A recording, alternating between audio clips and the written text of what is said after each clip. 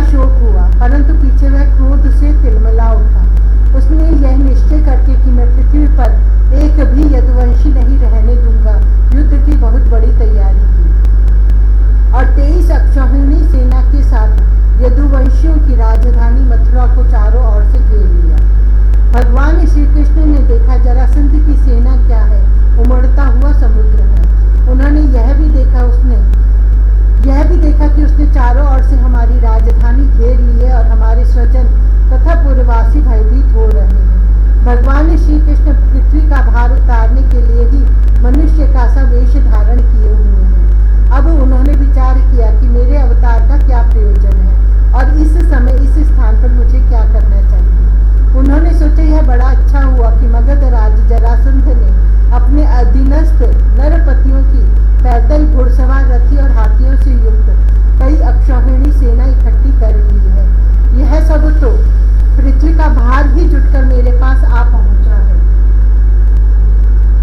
मैं इसका नाश करूंगा, परंतु अभी मगध राज जरासंध को नहीं मारना चाहिए, क्योंकि वह जीवित रहेगा तो फिर उसे असुरों की बहुत सी सेना इकट्ठी कर लाएगा। मेरे अवतार का यही प्रयोजन है कि मैं पृथ्वी का बोझ हल्का कर दूं, साधु सज्जनों की रक्षा करूं और दुष्ट दुर्जनों का संहार। समय समय पर धर्म रक्षा के लिए और बढ़ते हुए अधर्म को रोकने के लिए मैं और भी अनेकों शरीर ग्रहण करता हूँ। परीक्षित, भगवान श्री कृष्ण इस प्रकार विचार कर ही रहे थे कि आकाश से सूर्य के समान चमकते हुए 2 रथ आ पहुंचे। उनमें युद्ध की सारी सामग्रियां सुसज्जित थी और 2 सारथी उन्हें हाँक रहे थे। इसी समय भगवान के दिव्य और सनातन आयुध भी अपने आप वहां आकर उपस्थित हो गए।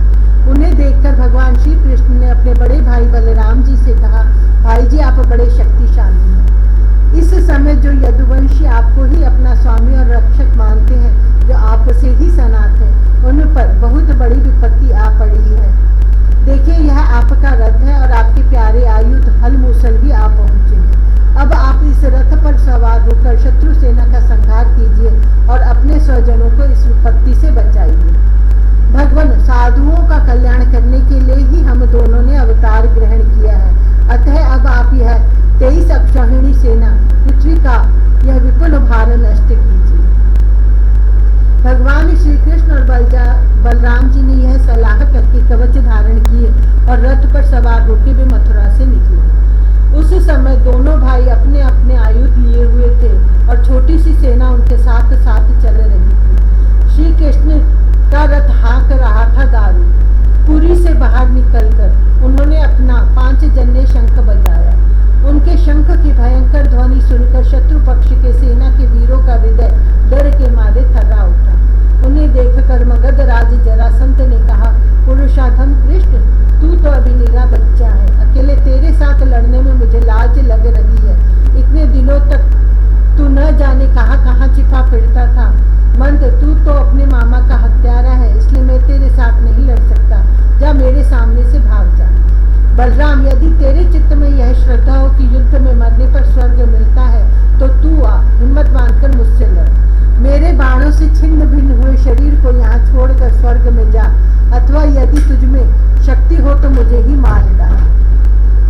भगवान श्री कृष्ण ने कहा, मगधराज, जो शूरवीर होते हैं वे तुम्हारी तरह डींग नहीं हाँकते, वे तो अपना बल पौरुष ही दिखलाते हैं। देखो अब तुम्हारी मृत्यु तुम्हारे सर पर नाच रही है। तुम वैसे ही अकबक कर रहे हो जैसे मरने के समय कोई सन्निपात का रोगी करे। बकलो, मैं तुम्हारी बात पर ध्यान नहीं देता। श्री सुखदेव जी कहते, परीक्षित, जिसे वायु बादलों से सूर्य को और धुएं से आग को ढक लेती है, किंतु वास्तव में वे ढकते नहीं, उनका प्रकाश भी फैलता ही है, वैसे ही मगधराज जरासंध ने भगवान श्री कृष्ण और बलराम के सामने आकर अपनी बहुत बड़ी बलवान और अपार सेना के द्वारा उन्हें चारों ओर से घेर लिया। यहाँ तक कि उसकी सेना, रथ, ध्वजा, घोड़ों और सारथियों का दिखना भी बंद हो गया। मथुरापुरी की स्त्रियां अपने महलों की अटारियों, छज्जों और फाटकों पर चढ़कर युद्ध का कौतुक देख रही थी। जब उन्होंने देखा कि युद्ध भूमि में भगवान श्री कृष्ण की गरुड़ चिन्ह से चिन्हित और बलराम जी की ताल चिन्ह से चिन्हित ध्वजा वाले रथ नहीं दिख रहे हैं, तब वे शोक के आवेग से मूर्छित हो गई। जब भगवान श्री कृष्ण ने देखा कि शत्रु सेना के वीर हमारी सेना पर इस प्रकार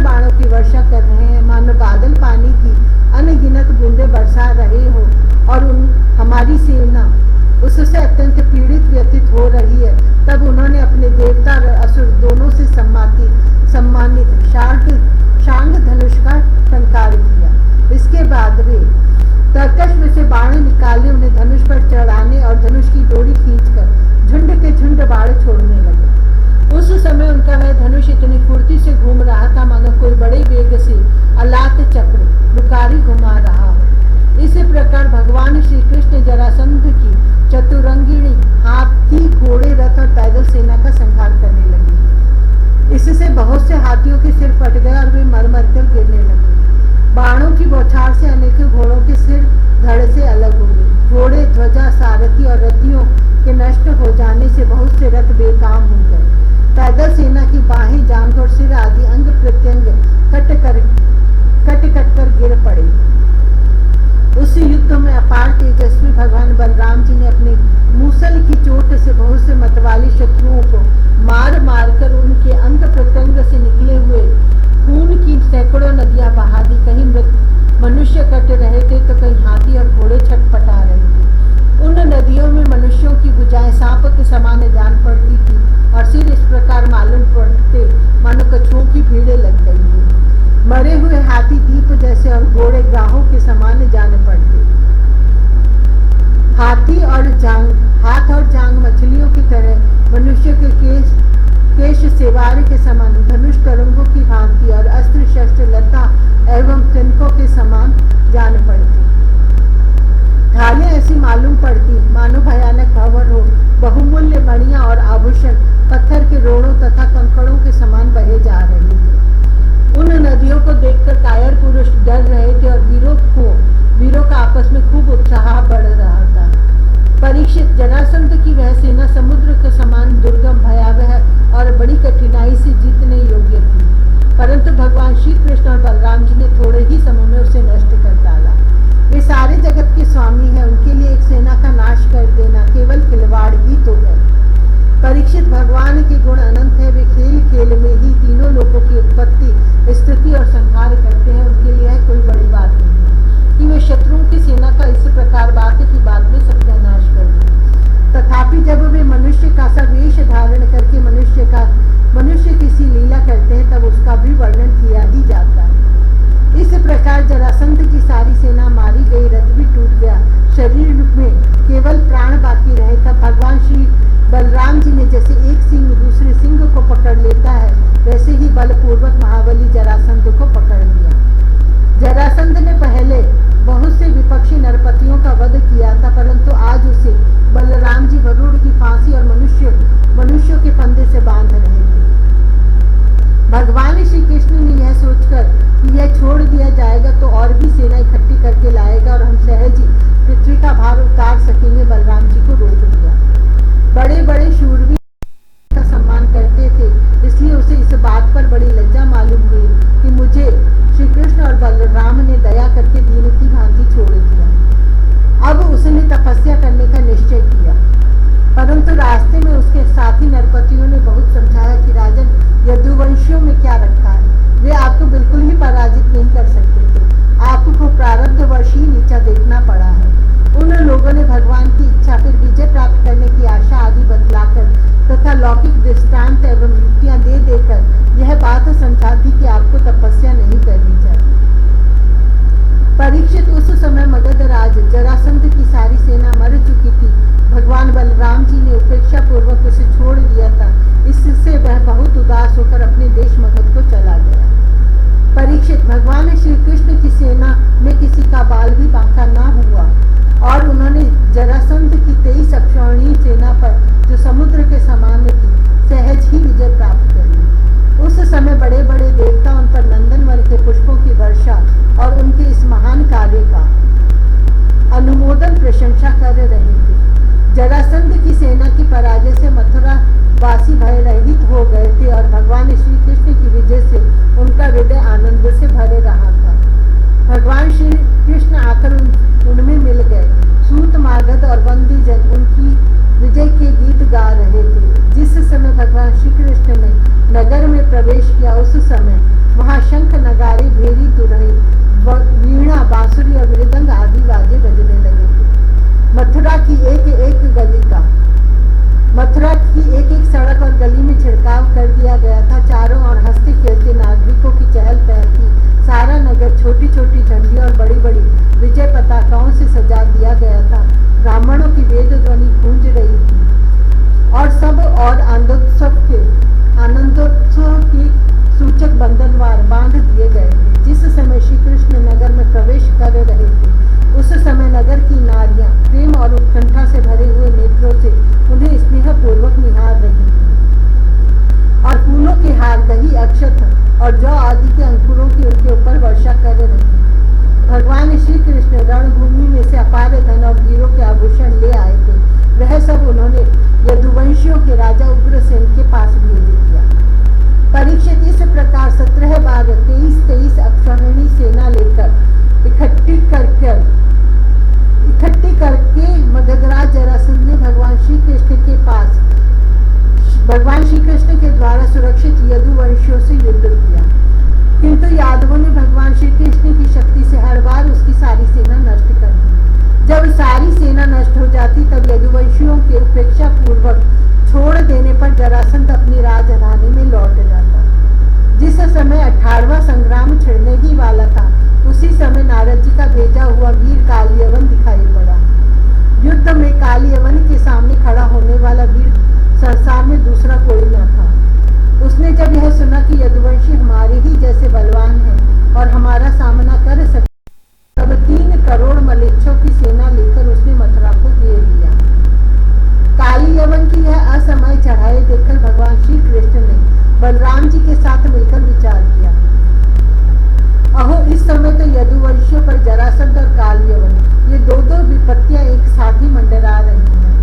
आज इस परम बलशाली यवन ने हमें आकर घेर लिया है और जरासंध भी आज कल या परसों में आ ही जाएगा। यदि हम दोनों भाई इनके साथ लड़ने में लग जाएंगे और उसी समय जरासंध आ पहुंचा तो वह हमारे बंधुओं को मार डालेगा या तो कैद करके अपने नगर में ले जाएगा, क्योंकि वह बहुत बलवान है। इसलिए आज हम लोग एक ऐसा दुर्ग, ऐसा किला बनाएंगे जिसमें किसी भी मनुष्य का प्रवेश करना अत्यंत कठिन होगा। अपने स्वजन संबंधियों को उसी किले में पहुंचाकर फिर इस यवन का वध कराएंगे। बलराम जी से इस प्रकार सलाह करके भगवान श्री कृष्ण ने समुद्र के भीतर एक ऐसा दुर्गम नगर बनवाया जिसमें सभी वस्तुएं अद्भुत थी और उस नगर की लंबाई चौड़ाई 48 कोस की थी। उस नगर की एक एक वस्तु में विश्वकर्मा का विज्ञान, वास्तु विज्ञान और शिल्प कला की निपुणता प्रकट होती। उसमें वास्तुशास्त्र के अनुसार बड़ी बड़ी सड़कों, चौराहों और गलियों का यथास्थान ठीक ठीक विभाजन किया गया था। वह नगर ऐसे सुंदर सुंदर उद्यानों और विचित्र विचित्र उपवनों से युक्त था जिनमें देवताओं के वृक्ष और लताएं लहलहाती रहती थी। सोने के इतनी ऊंचे ऊंचे शिखर थे जो आकाश से बातें करते थे। स्फटिक मणि की अटारियां और ऊंचे ऊंचे दरवाजे बड़े ही सुंदर लगते थे। अन्न रखने के लिए चांदी और पीतल के बहुत से कोठे बने हुए थे। वहां के महल सोने के बने हुए थे और उन पर कामदार सोने की कलश सजे हुए थे। उनके शिखर रत्नों के थे और गजपन्ने की बनी हुई बहुत भली मालूम होती थी। इसके अतिरिक्त उस नगर में वास्तु देवता के मंदिर और छज्जे भी बहुत सुंदर सुंदर बने हुए थे। उसमें चारों वर्ण के लोग निवास करते थे और सबके बीच में यदुवंशियों के प्रधान उग्रसेन जी, वसुदेव जी, बलराम जी तथा भगवान श्री कृष्ण के महल जगमगा रहे थे। परीक्षित, उस समय देवराज इंद्र ने भगवान श्री कृष्ण के लिए पारिजात वृक्ष और सुधर्मा सभा को भेज दिया। वह सभा ऐसी दिव्य थी कि उसमें बैठे हुए मनुष्य को भूख, प्यास आदि मर्त्य लोक के धर्म नहीं छू पाते थे। वरुण जी ने श्वेत घोड़े भेज दिए जिनका एक एक कान श्याम वर्ण का था और जिनकी चाल मन की समान तेज थी। धनपति कुबेर जी ने अपनी 8 निधियां भेज दी और दूसरे लोकपालों ने भी अपनी अपनी विभूतियां भगवान के पास भेज दी। परीक्षित, सभी लोकपालों को भगवान श्री कृष्ण ने ही उनके अधिकार के निर्वाह के लिए शक्तियां और सिद्धियां दी है। जब भगवान श्री कृष्ण पृथ्वी पर अवतीर्ण होकर लीला करने लगे तब सभी सिद्धियां उन्होंने भगवान के चरणों